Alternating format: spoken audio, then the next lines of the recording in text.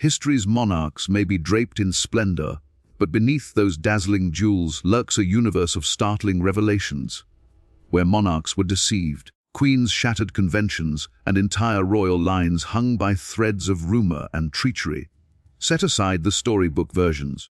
These are the authentic accounts of neglected royal marriages, crowns that nearly toppled, and successors whose paternity remains forever questionable. From Spanish palace corridors to Swedish theatre halls and the chaos of revolutionary France, we're about to draw back the royal tapestry on some of history's most astonishing scandals. Stories you've likely never encountered, but will certainly remember. Our journey starts in 15th century Castile, where King Enrique IV, a tall, fair-haired, blue-eyed ruler cursed with the humiliating moniker, the Impotent, wed two princesses, neither of whom produced an heir.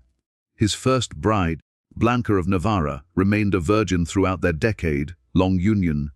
The royal court, in its infinite wisdom, even stationed clerks near the royal bedchamber to document consummation. Their quills remained untouched. Blaming sorcery for his difficulties, Enrique dissolved the marriage. His second queen, the captivating Juana of Portugal, however, triggered a genuine crisis. Armed with aphrodisiacs made from bull testicles and porcupine spines, Enrique attempted to overcome his limitations. Despite assistance from an innovative Jewish doctor and a technique that resembled primitive artificial insemination, the outcome remained dubious. When Juana delivered a daughter bearing an uncanny resemblance to the queen's attractive courtier, Beltrán de la Cueva, palace gossip christened her La Beltranasia.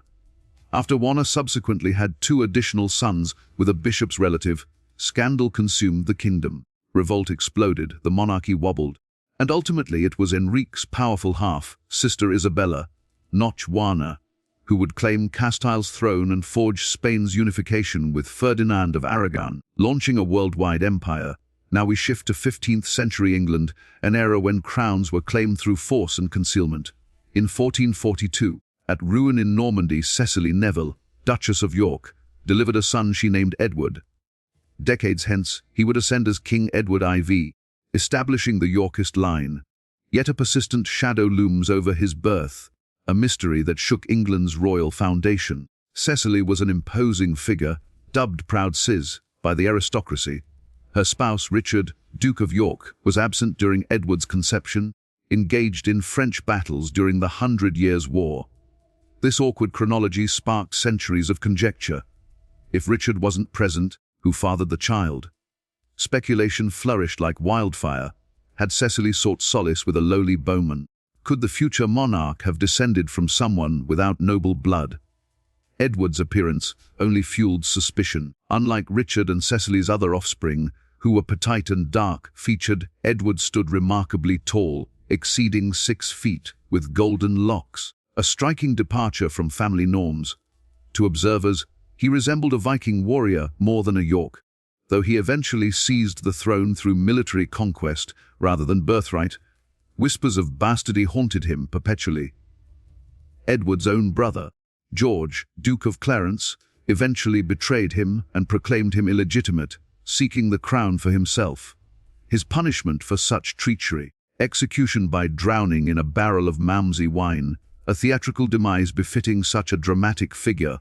The ultimate irony emerged after Edward's passing. His 2 young heirs, Edward V and Richard of Shrewsbury, known to history as the Princes in the Tower, vanished while under their uncle's protection. Richard, Duke of Gloucester. Richard promptly pronounced the boys bastards and seized the throne as Richard III. This betrayal opened the door for Henry Tudor, a distant relation with a tenuous claim but a sharp blade. He vanquished Richard at Bosworth Field, wed Edward IV's daughter, Elizabeth of York, and established the Tudor dynasty.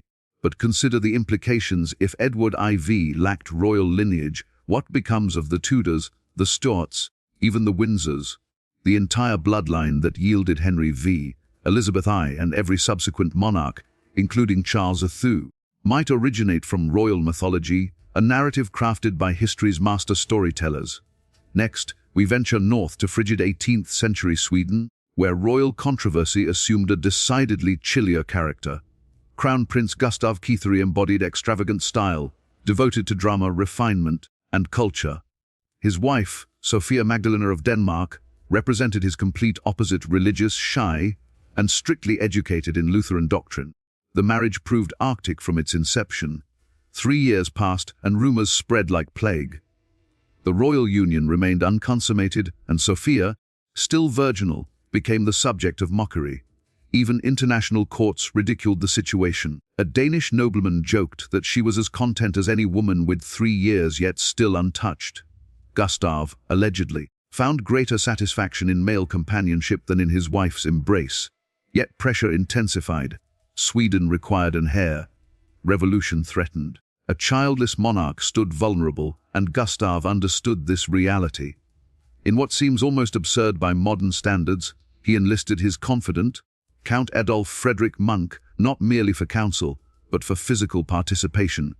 According to various accounts, Monk either instructed the royal pair from concealment or directly intervened to ensure consummation. 9 months later, an infant arrived. Prince Gustav Adolf entered existence, and the nation breathed easier. Yet courtiers couldn't ignore how strikingly the boy resembled Count Monk. The count received a diamond ring from the queen and a rapid advancement from the king. Coincidence? Eventually, that infant, as King Gustav IV Adolf, would surrender Finland in a catastrophic Russian war. Public fury erupted. The royal dynasty, once mighty and stable, faced removal. The Swedes had exhausted their patience with royal ambiguity and peacefully installed an entirely different dynasty. Enter Jean-Baptiste Bernadotte, a French commander from Napoleon's circle.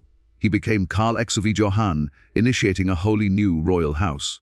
The Bernadotte dynasty continues ruling Sweden today, descended not from ancient Scandinavian royalty, but from a revolutionary French officer. Finally, to France, a nation of uprisings and rebirths, where one figure dominates all. Napoleon. But what if the final great Bonaparte wasn't truly a Bonaparte? Napoleon orchestrated a calculated union between his stepdaughter, Hortense de Beauharnais, and his socially clumsy younger brother Louis. The emperor envisioned creating a new generation of Bonapartes shaped in his likeness. Yet Hortense harbored different intentions. Though she fulfilled her marital obligations, her heart and passions belonged elsewhere. Her intense romance with the charismatic Charles de Flahaut sparked more than gossip. Speculation mounted that her offspring, particularly the appealing Louis Napoleon, might not have been her husband's biological children. Following the empire's collapse, Hortense enjoyed luxurious exile in Switzerland, while her Bonaparte sons matured far from France. The dynasty seemed extinguished until France, consumed by political turmoil in 1848, embraced Napoleon's legacy anew. Citizens elected Louis Napoleon, the emperor's nephew, as their president. But his ambitions exceeded that office. He orchestrated a takeover, shredded the constitution, and declared himself Emperor Napoleon III. His tenure proved lengthy, progressive, and magnificent, yet concluded catastrophically. Crushed by Prussia, taken prisoner in combat, and banished. His downfall sealed France's imperial ambitions forever. As for Louis Napoleon's heritage, perhaps Bonaparte by surname, but possibly not by blood. What connects these narratives? English conflicts, Swedish murmurs, French intrigues, is an identical delicate strand legitimacy. Within palaces and fortresses, in bedchambers and on battlegrounds, the matter of paternity transcended mere scandal to become questions of authority, conflict and sovereignty. Edward IV might have descended from a common archer. Gustav Adolf may have owed his throne to a courtier's intervention. Napoleon III could have emerged from a clandestine romance. Yet here lies the reality no royal house wishes to acknowledge. Sometimes the crown doesn't pass to the legitimate successor. It transfers to whoever appears suitable, whoever possesses the determination, the military might, or the narrative that persuades a nation. Legitimacy ultimately proves to be a story we collectively accept, and in the realm of monarchy, that story frequently surpasses any fiction.